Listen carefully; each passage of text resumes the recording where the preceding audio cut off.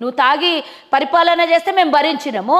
మాకు యూత్ ఉండి యంగ్ ఉండి డైనమిక్లు ఉండి ఇచ్చిన మాటలు నెరవేర్చుకొని హామీలు నెరవేరిస్తే మేము పనిచేస్తే నీకు నచ్చదు. ఏడ నెరవేరుస్తారు అక్క మీరు? మాటి మాటికి నెరవేరుస్తారు. చెప్పు నాకు, నువ్వు ఏం నెరవేర్చలేదో. 500 బోనస్ ఎక్కడ? మహిళలకు 2000 ఎక్కడ? తులం బంగారం 500 బోనస్ ఎవరికి ఇవ్వలేదు? నువ్వు రైతువా?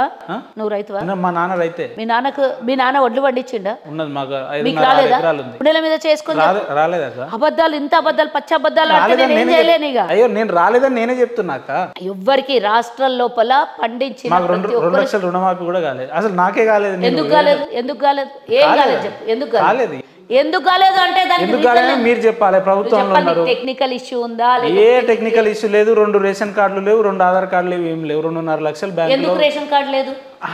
మీరు ఏమంటున్నారు? 2 రేషన్ కార్డులు 2 ఆధార్ కార్డులు ఉంటే రావండి. అట్లా ఏం చెప్పలేదు. అన్ని క్లియర్ గానే ఉంది. ఏం లేదు. నువ్వు అప్లై చేసుకో, ఇప్పుడు అప్లై చేసుకో. ఇంకా ఇచ్చే వాళ్ళకి ఇంకా మీరు చెప్పండి. 100% రుణమాఫీ అయిందంటే మీరు నేను అన్నా 100% అయింది ఎప్పుడన్నా చెప్పినమ్మా?